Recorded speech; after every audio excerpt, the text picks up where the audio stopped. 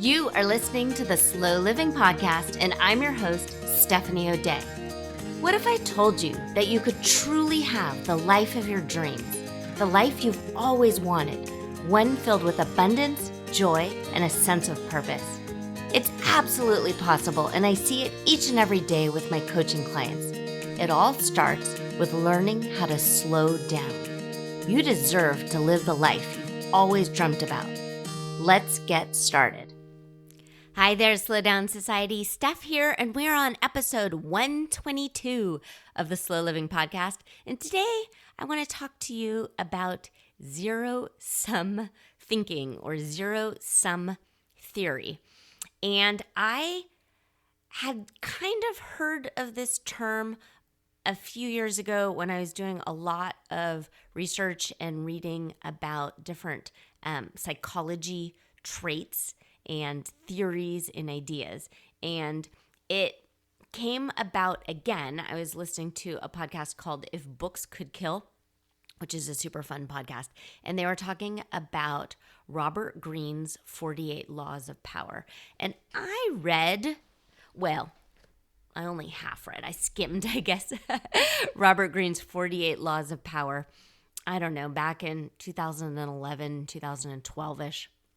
When I was trying to decide what I wanted to do with the Crock-Pot site and how I was going to grow it and whether or not it was going to be a viable kind of long-term business for me.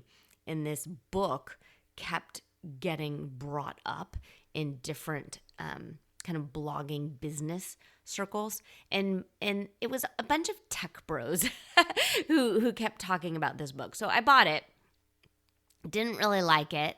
It was fascinating, though, because I learned about Ryan Holiday from that book, and he was like on the promotion team for that book. And then his first book is Trust Me, I'm Lying, which is all about kind of like guerrilla marketing tactics. And then later, Ryan Holiday kind of grows up a little and he starts writing about Stoicism, which I actually really love Stoicism. And at some point, I will probably record some podcast episodes about Stoicism.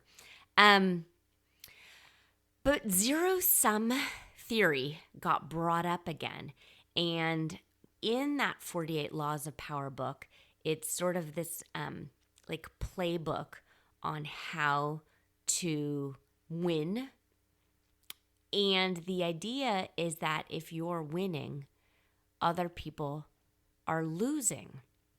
And I just really don't agree with that. I agree in sort of this abundance mindset and abundance just sort of ideal that everyone can do well. And that's my version of the American dream, that I can do great in my little suburban house, and you can do great in your little house or your apartment or your condo or your farm or your ranch or wherever it is. Everyone can be living their own little life in a way that serves them and feeds their soul. And there's food in the fridge, and the bank accounts are okay, and the relationships you have are just fine. And you doing fine over there is not taking away from me at all, because there's plenty.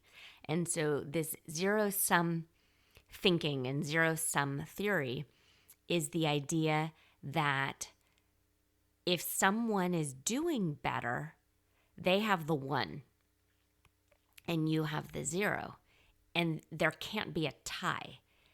And it's just not something I agree with. So I am not a uber competitive person. I don't like competition, especially when it comes to board games or playing tennis or something like that. I'm happy to play tennis and hit the ball around. But the second someone starts talking about keeping score, I'm just not interested in it anymore. I would rather just have fun and not turn it into a competition where there's a clear-cut winner and loser. Same with board games. I play Monopoly for fun, but the second someone is all in on like winning, I'm like, okay, you did it. You're fine. You obviously care an awful lot more than I do. I am A-okay with just deciding right now you won. Like, it's fine. And so maybe that's a part of my personality. I avoid conflict. I'm just not interested in it. I'm also the kind of person that is totally and completely okay with participation trophies. When my kids are much older now, but when they were younger and they were little, everybody got a trophy. And we're talking tiny little kids, 5, 6 years old. And I remember this guy in the back kind of grumbling when these kids had their name called and they got their tiny little plastic trophy with this little kid kicking a soccer ball. I remember him grumbling, oh, great, participation trophies. And I just sort of cringed inside because the idea at a young age that if you go out there in the sunshine and you're kicking the ball around and you eat your orange slices and you're having fun with your friends, regardless of whether or not you know how to play soccer or regardless of whether or not you made a goal, you get a cute little trophy to put on your shelf to pump up your confidence. A-okay with. Totally okay with that. It's just, I don't know, it's just sort of how I'm hardwired. I think it's great. I remember one of my daughters was, she did track in high school. And I remember hearing a mom give her son a pep talk before when they were dropping them off in kind of the student parking lot. I heard her say something like, well, make sure you win, because if you come in second, that's the first loser. And it just was so off-putting to me. And so anyway, so this idea of zero sum and that there can only be one winner in life is faulty thinking. And I do not want you to think about that in any way. I want you to keep your eyes on your own paper, play your own game, and not worry at all about what someone else is doing while they're playing their game. A lot of this comes about sometimes you can see this play out on social media in that Nextdoor website and app, where if somebody is doing something different in their house or in their yard or their property, people think that it's taking away from them. So the NIMBYs, the not in my backyard people, maybe they don't want more housing built in their area, or maybe they don't want a different type of public transportation. And it's that idea that if somebody has something different or something that they don't understand, it's detracting from them, from their game. So I don't want you to fall victim to that sort of kind of black or white thinking. I like the idea that we're all in this together. We're all doing the very best we can, and no one's win is taking away from you. So just really kind of think about that. Also, when you're having conversations at work or different negotiations, there can't be always a winner or a loser in any conversation. Sometimes you're just talking to talk, and you don't need to feel as if you have to one up someone. I'm sure you've had conversations with different people where you're talking about your summer break, and you had a lovely summer break where, I don't know, maybe you went kayaking, and then that person needed to one up you and say, oh, well, I chartered a yacht. Like, okay, great. But it's not a competition. You absolutely can do what's right for you and what's right for your family, and not think that you have to be better than or beat anyone else.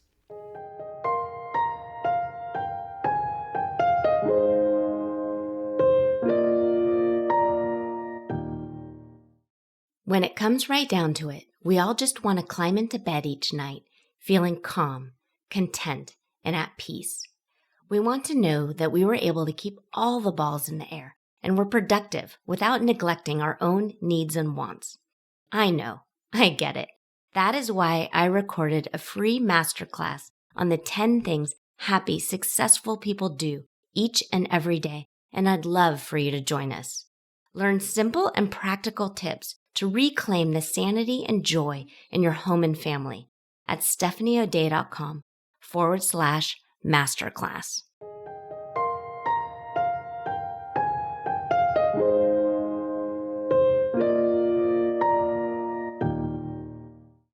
This comes up a lot also with the idea that it's funny. It comes up with in politics sometimes.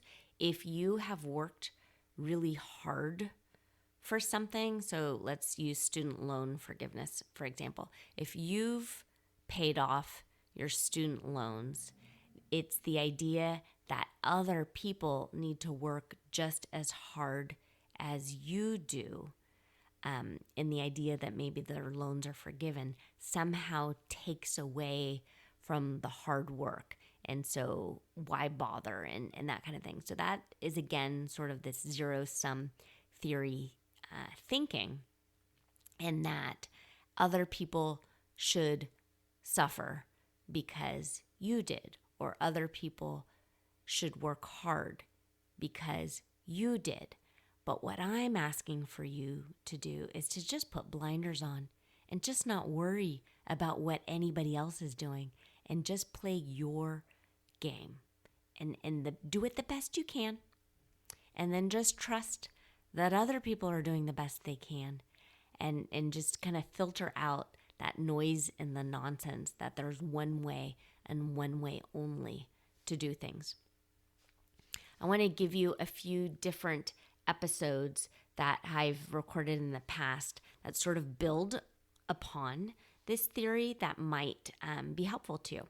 So episode 12 is taking stock of the here and the now. And if you listen to that episode and then download the corresponding worksheets, and you can do that at stephanieodea.com/new you, it's worksheets where it's having you just pay attention and write down and create data points of where you are right this very second, with the idea that you revisit this on an annual basis. So if you're listening to this and it's not the new year, it doesn't matter. Your new year starts when you've decided it starts. You don't need an arbitrary day. But when you have that, you now have starting data points. And so you're only comparing you against you. And that is where the magic happens. That is where you really just begin to thrive in your personal development and growth, because you're not paying attention anymore to anybody else. It doesn't matter what they're doing. You're playing your game. So that was episode 12, taking stock of the here and now. Episode 26, stop delaying happiness. This comes up an awful lot where people think, oh, when I get this promotion at work, then I can relax and start being happy. Then I can start doing the things that I keep neglecting to do. I can start actually paying attention to me and serving my needs, because you're waiting for some arbitrary thing to happen. And so you keep kicking the can down the road of when you're going to actually start being happy. And it's silly because it's kind of a flippant thing to say, but I want you to decide on purpose to be happy right here, right now, and not when anyone else tells you or gives you permission to be happy because you've met some sort of arbitrary goal or milestone. You can be happy along the way. And so that episode 26, will help teach you how.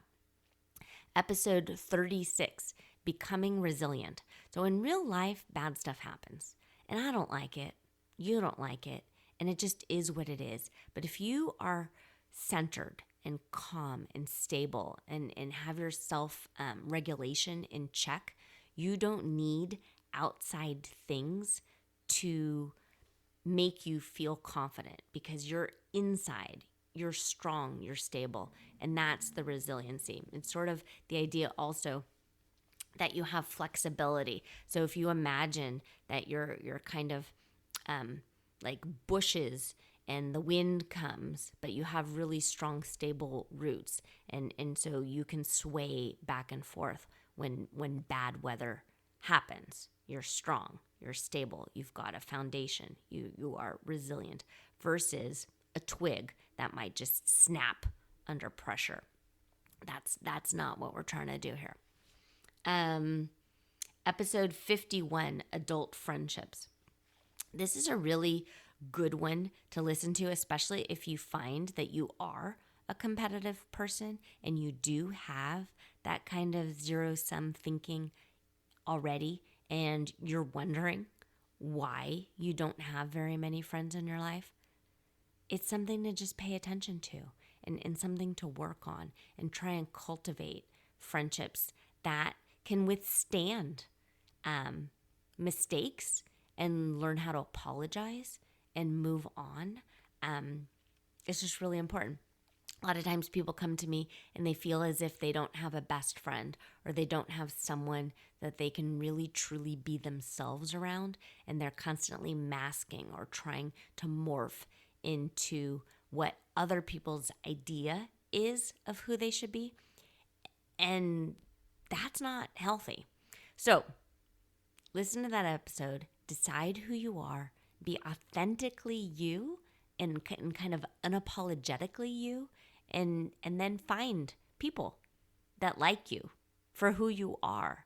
And that is such a powerful feeling, that when you like who you are, you begin to attract other people who will like you for exactly who you are, and not for the mask or for being phony baloney.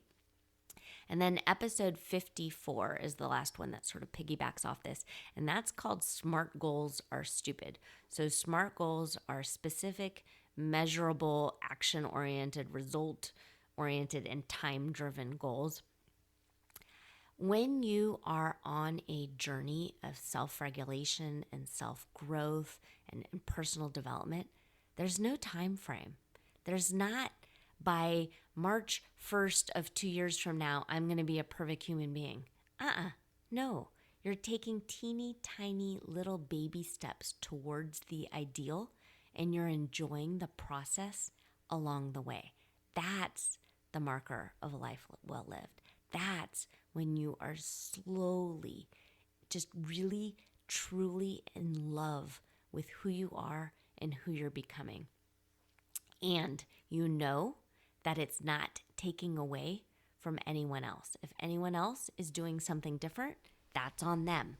They get to do that. That's their life. They're on their own path, their own journey. And what you're doing doesn't take away from them. And what they're doing doesn't take away from you. Okay, that's it for today. If you have questions, let me know. Leave me a voicemail.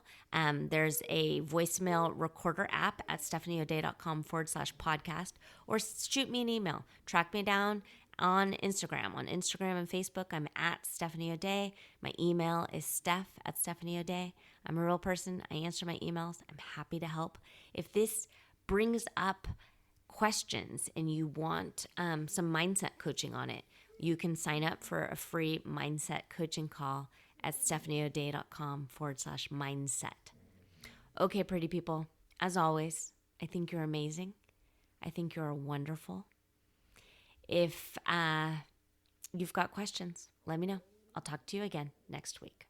Do you have a slow living story to share? Leave me a voicemail at stephaniodea.com/podcast with any questions, comments, feedback, or testimonials, and I will be sure to include it in an upcoming episode. Also, if you found value in this episode, please share it with your family and friends and subscribe through your favorite podcast provider. The more you share, comment, and leave positive reviews, the more people we can reach and share the slow living lifestyle and messaging. Thank you, Slow Down Society, and have an absolutely wonderful day.